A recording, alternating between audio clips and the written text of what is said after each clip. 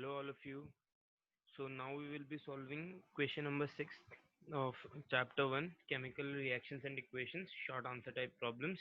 Now the question says, during the reaction of some metals with dilute hydrochloric acid, following observations were made. Explain these observations, giving suitable reasons. तो question ये कह रहा है कि कुछ कुछ metals को हमने जब डाइल्यूट हाइड्रोक्लोरिक एसिड के साथ रिएक्ट कराया तो हमें कुछ ऑब्जर्वेशंस मिले उस रिएक्शंस के, कुछ प्रोडक्ट्स मिले, जहाँ प्रोडक्ट्स ही मिले वहाँ कुछ एक्सपीरियंस, कुछ ऑब्जर्व करने को मिला। तो वो चीज़ें हमें नीचे बताई गई हैं कि क्या ऑब्जर्व किया, क्या एक्सपीरियंस किया हमने रिएक्शन करा करके, and we have to explain those with some suitable reasons.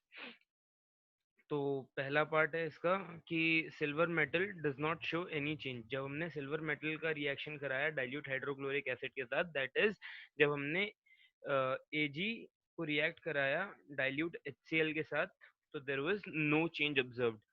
तो जब भी इस तरह का प्रॉब्लम है कि कोई चेंज आया ही नहीं, हमने दो कंपाउंड्स को रिएक्ट कराया, एक एलिमेंट को एक कंपाउंड HCl के साथ, कोई चेंज आया ही नहीं रिएक्शन में, तो आप ये नोटिस करेंगे मोस्ट ऑफ द टाइम्स बात कहाँ आके अटक रही होगी, रिएक्टिविटी के ऊपर। अब यहाँ पे भी यही रीजन है कि क्योंकि एजी लेस रिएक्टिव है हाइड्रोजन से, तो ये हाइड्रोजन को इस एसिड से रिप्लेस नहीं करा पा रहा। अगर ये करा पाता तो क्या बना लेता, AgCl बना लेता। बट अब क्योंकि ये हाइड्रोजन से कम रिएक्टिव है, ये हाइड्रोजन को डिस्प्लेस नहीं कर पाएगा HCl से, रिएक्शन नहीं हो पाएगी, इसलिए no changes observed. Now going on to part B says कि टेम्परेचर बढ़ जाता है इस रिएक्शन का जब हम Al को डालते हैं HCl के साथ। दैट मीन्स जब हम Al प्लस डाइल्यूट HCl करते हैं तो कुछ कुछ प्रोडक्ट बनता है, साथ में हीट रिलीज होती है। तो हीट क्यों रिलीज हुई हो सकती है जी? इसलिए रिलीज हुई हो सकती है कि क्योंकि ये रिएक्शन एक्सोथर्मिक है। ये रिएक्शन इसलिए पॉसिबल हो पा रहा है, इसलिए हीट रिलीज हो पा रही है क्योंकि Al की रिएक्टिविटी हाइड्रोजन से ज्यादा है, इसलिए वो हाइड्रोजन को रिप्लेस कर रहा है, इसलिए वो AlCl3 बना रहा है, इसलिए ये रिएक्शन पॉसिबल हो पा रहा है। इसलिए इस रिएक्शन में बाकी प्रोडक्ट के साथ हीट भी रिलीज हो रही है क्योंकि ये रिएक्शन एक्सोथर्मिक है। Now moving on to part C, the reaction of sodium metal is found to be highly explosive.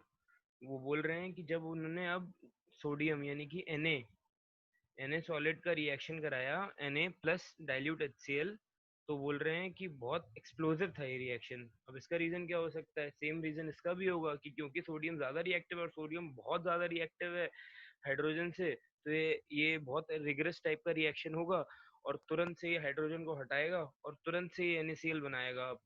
NaCl बनाएगा, अब हाइड्रोजन को हटा दिया तो हाइड्रोजन किस फॉर्म में लिबरेट होगा? H2 के फॉर्म में। अब हाइड्रोजन जब H2 के फॉर्म में लिबरेट हुआ और बहुत अमाउंट में लिबरेट हो गया, बहुत बहुत ज्यादा तेज ये रिएक्शन हुई क्योंकि सोडियम की रिएक्टिविटी बहुत ज्यादा थी, तो निकलते हुए हाइड्रोजन गैस जब बाहर निकली, वो it catches fire as the reaction is highly exothermic and is highly inflammable, इसलिए ये रिएक्शन इतना हाईली एक्सप्लोसिव होता है।